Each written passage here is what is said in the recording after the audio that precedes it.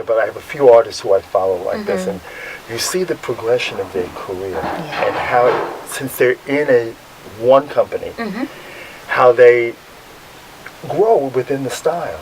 Right. And that's one of the things I wanted to talk to you about, because it must have been very different when you first came to Taylor. Oh, of course. I mean, I was right out of college, so naturally I had my own idea of what I was going to be doing and how, I would progress. But honestly, the work tells you that in a way, as you continue to learn the work and develop as a dancer,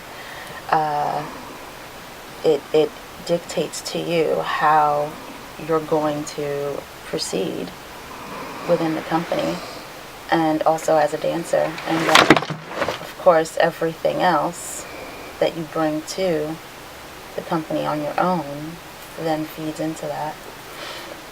So yeah, for me, when I first started, of course, I was looking up to the senior members at the time and trying to just take in every last bit of information I could get from them, just hints here and there as to what I could do better, what works well, what doesn't work, what to do when you're in the room choreographing with Paul. You learn his likes and his dislikes. So now, of course, you feel like a seasoned pro, but you're always thrown off guard every once in a while because you're still learning. But how is that? Because I'm sure, being the artist that he is, he knows how every once in a while just to... Oh, yes, of course. The minute you think you know something, you don't.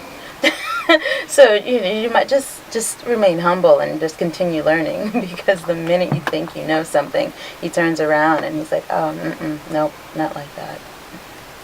That must keep it a challenge, and also It keeps it interesting, and it's definitely challenging. I think that's one of the main reasons why people end up staying for a very long time in this company. You're constantly learning.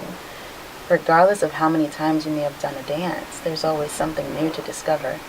So, and Paul's always challenging you with new parts or a new way of looking at something.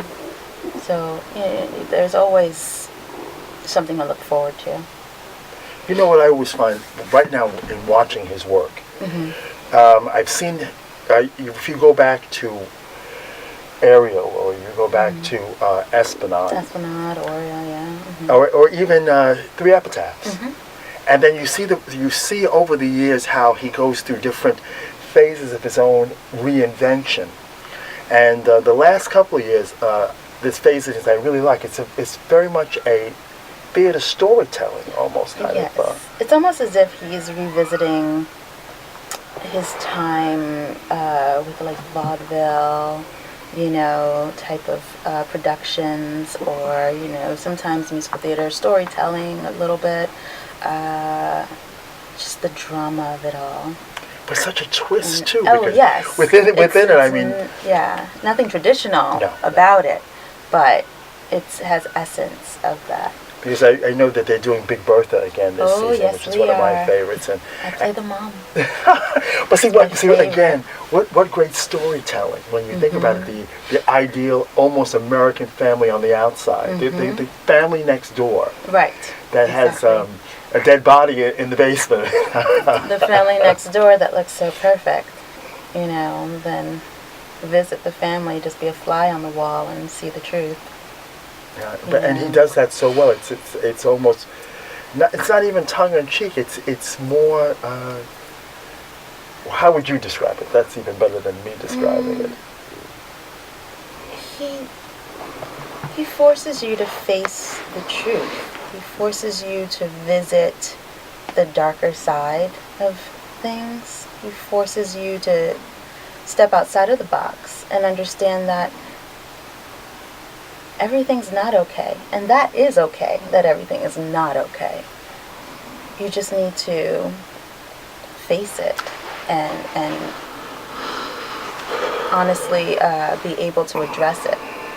Not to hide behind the curtain,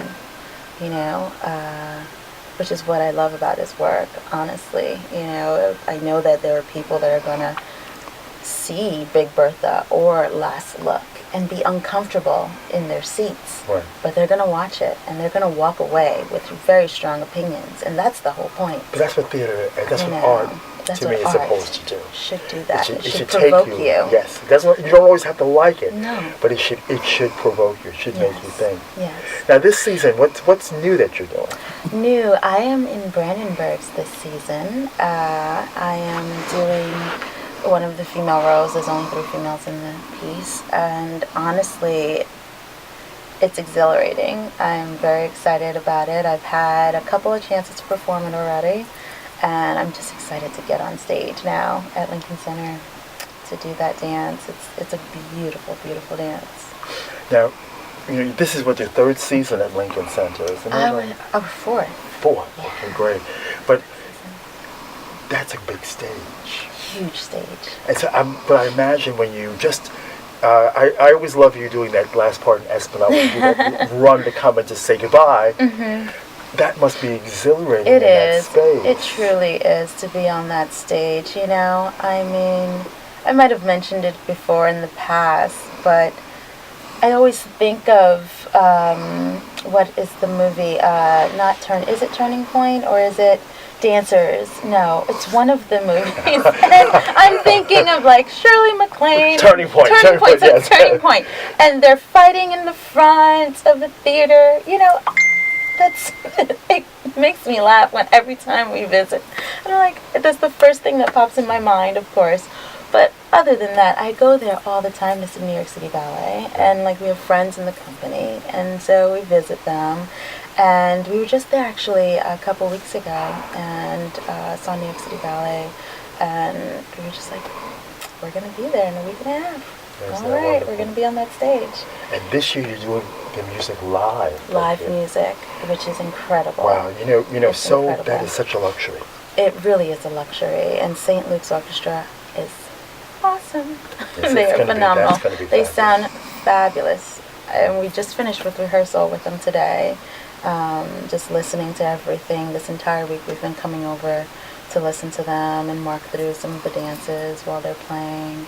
And Donald York is great conducting them. He's been at our rehearsals since we began rehearsals for the season. Just so people know, we're not at your wonderful studios down on the Lower East Side. No, yeah. We're at the Bershnikov Arts Center. Yes, which is where the orchestra rehearses, yeah.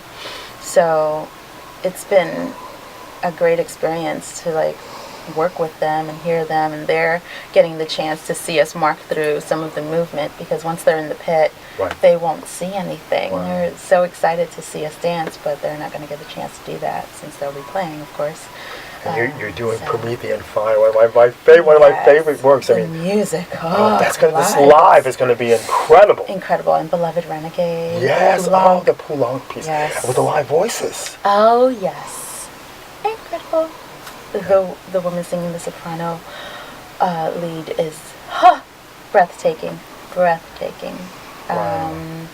So yeah, all of the music, Esplanade Live, of course, some of the dances, the word, and just the driving beat, all of the percussion.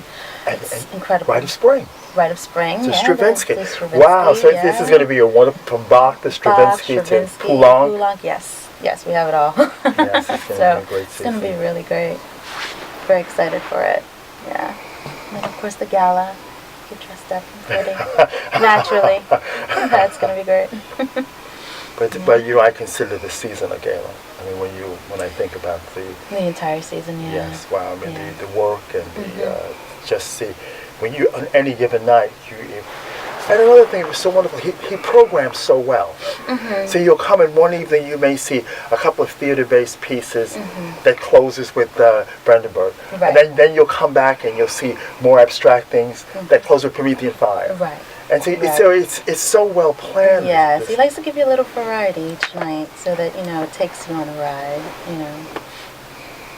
Which is what it should do. Yes. And when you've had this kind of career, for me, when you see a choreographer who's had this kind of longevity, 61 years now, just about 61, 62. Yeah, so you don't usually see that kind of range, and so then there are, so you can see different periods of where he's gone through and going through, and then when you put it something on the program where you have an early work and then a later work and then a middle work, Right. you know. And it'll be wonderful because, we're sharing the program with Shenwei and with the Limon Company doing Passacaglia. Oh, how fabulous. So it's going to be incredible. I mean, this entire season, people are in for a huge treat. And it'll be great to be with two other companies, bringing their work to the stage and exposing it to the rest of the world. That people that have not seen these pieces, on a main stage, some people at least. But I really appreciate the fact that he's doing the Limon pieces. Yes. It's they aren't seen enough, and so it's great that an audience, especially in Lincoln Center, gets to see them like that. So it's necessary. The exposure is necessary, and we're all on board for it. And it's just going to be an incredible season. Just being able to see the work. We'll be on the sites and rooting them on, of course, and they'll be there for us too, each night. And after that, then, we move forward. To the next season. To the next season. Who knows what that will bring? I want to thank you. You've had a long day, and you took at the end of your day to take this time with me. It's always great speaking with you. Yeah, and it's always great, not only talking, but then